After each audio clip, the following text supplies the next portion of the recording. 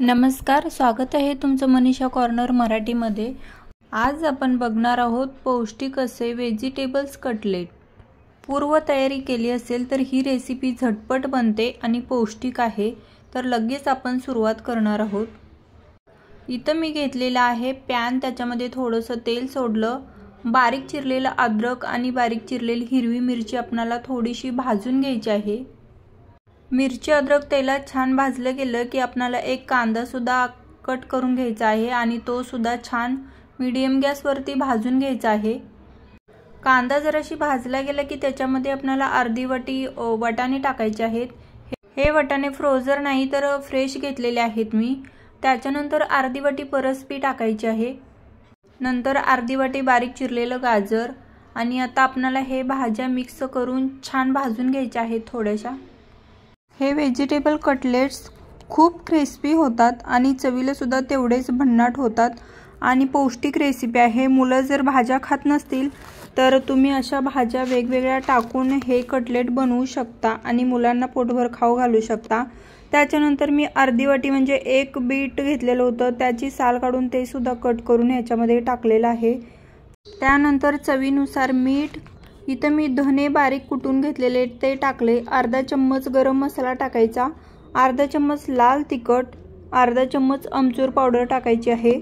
त्यानंतर हिरवी कोथिंबीर बारीक कट करून टाकायची आणि आता आपल्याला हे मसाले छान मिक्स करून भाज्यासोबत भाजून घ्यायचे आहेत। भाज्या आपल्याला मऊ न शिजवता छान अशा क्रिस्पी करून घ्यायच्या आहेत, म्हणजे सुटसुटीत होतील अशा। तर तुम्ही बघू शकताय पाणी वगैरे सुटलेलं नाहीये आणि भाज्या सुद्धा छान शिजल्या गेलेल्या आहेत। तर ह्याच्यामध्ये मी इथं 3 मीडियम आकाराचे बटाटे शिजवून मॅश करून घेतलेले ते टाकायचे आणि भाज्यासोबत छान मिक्स करून घ्यायचे आहेत। बटाट्यामुळे कटलेटला छान बाइंडिंग येतं आणि क्रिस्पी होण्यासाठी सुद्धा मदत होते।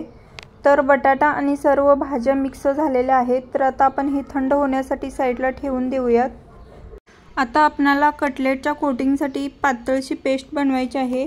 त्यासाठी मी इथं 2 चम्मच मैदा घेतलेला आहे।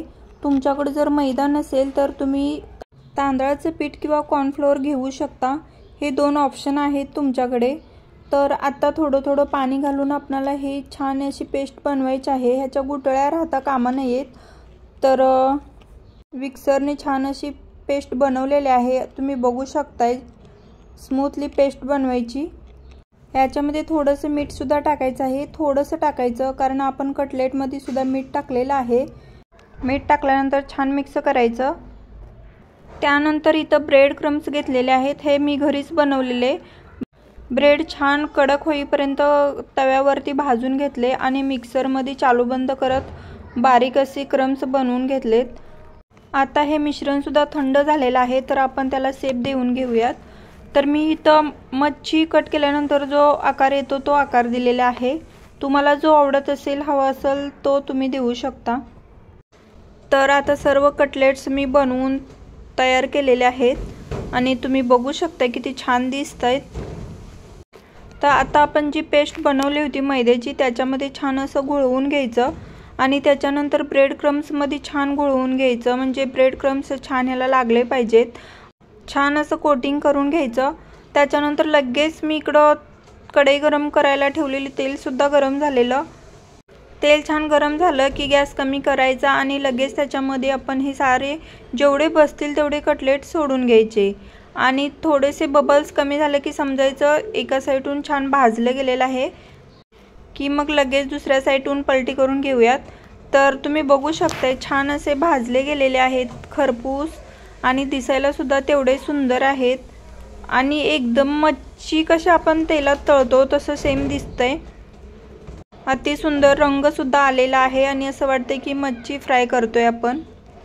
दोन्ही साईडून छान खरपूस असे भाजले गेलेले आहेत।